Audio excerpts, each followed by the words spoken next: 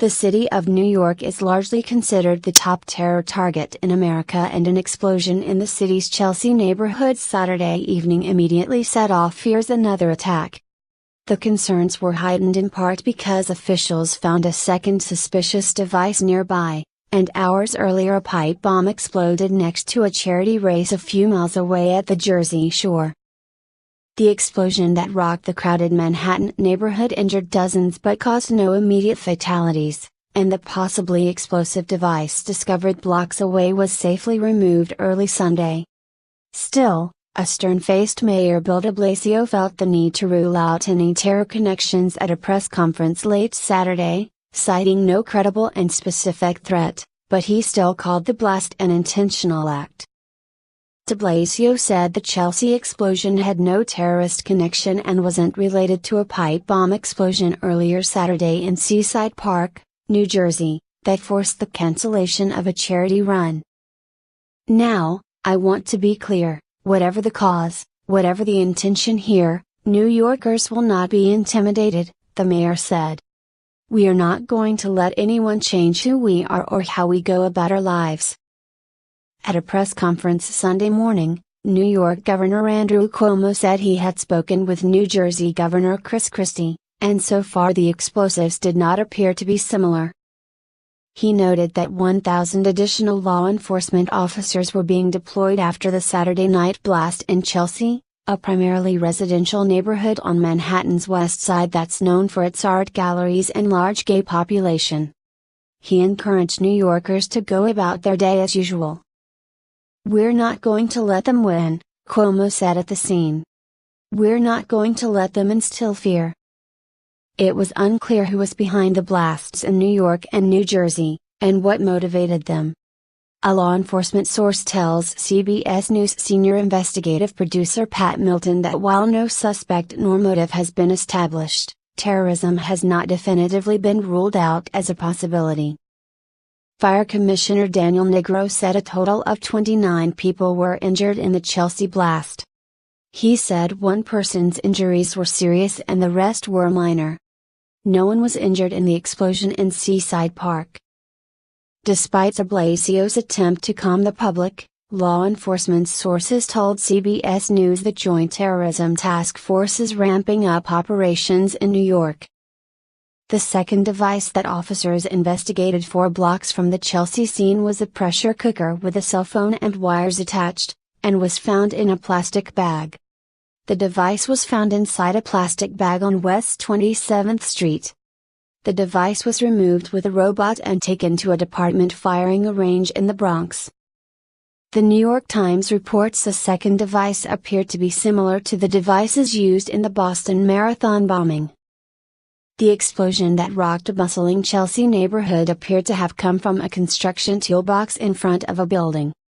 Photos from the scene show a twisted and crumpled black metal box. "This is a very dense area, the whole block is restaurants and residences, and this area on a warm Saturday night is an area swarming with people," New York City Councilman Corey Johnson told CBS New York. The blast happened on West 23rd Street, in front of a residence for the blind, near a major thoroughfare with many restaurants and a Trader Joe's supermarket. Witnesses said the explosion at about 8:30 p.m. blew out the windows of businesses and scattered debris in the area. Officials said no evacuations were necessary. Negro said several people were taken to hospitals with injuries. One person received a puncture wound that was considered serious. The other injuries were described as scrapes and bruises. New York City subway routes were affected by the explosion, which rattled some New Yorkers and visitors on the heels of the 15th anniversary of the 9/11 terror attacks. Chris Gonzalez, visiting from Dallas, was having dinner with friends at a restaurant in the area. "We felt it. We heard it," Gonzalez said. "It wasn't like jolting or anything. Everyone just went quiet." Rudy Alside, a bouncer at Vanity nightclub at 21st Street and 6th Avenue, said he, at first, thought something large had fallen. "It was an extremely loud noise. Everything was shaking, the windows were shaking," he said. It was extremely loud, almost like thunder but louder. The FBI and Homeland Security officials, along with the Bureau of Alcohol, Tobacco, Firearms and Explosives Arson and Explosive Task Force, were at the scene. The White House said President Barack Obama was apprised of the explosion. In St. Cloud, Minnesota, police said at least 8 people are injured at a shopping mall Saturday evening in a stabbing attack. The suspect was shot dead by an off-duty police officer. Democratic presidential nominee Hillary Clinton said she had been briefed about the bombings in New York and New Jersey and the attack in Minnesota. She says the nation needs to support its first responders and pray for the victims. "We have to let this investigation unfold," she said. Donald Trump moved ahead of New York City officials when he declared a bomb went off in the city before officials had released details. He made the announcement minutes after stepping off his plane during a rally at an airport hangar in Colorado Springs, Colorado. "I must tell you that just before I got off the plane a bomb went off in New York and nobody knows what's going on," Trump said. He continued, "But boy, we are living in a time, we better get very tough, folks. We better get very, very tough. It's a terrible thing that's going on in our world, in our country, and we are going to get tough and smart and vigilant."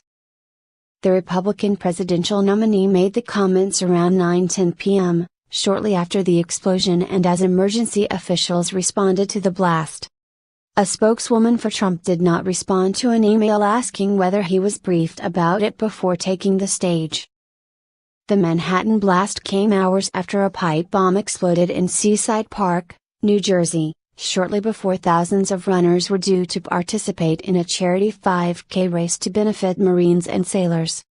The run was canceled, and no injuries were reported.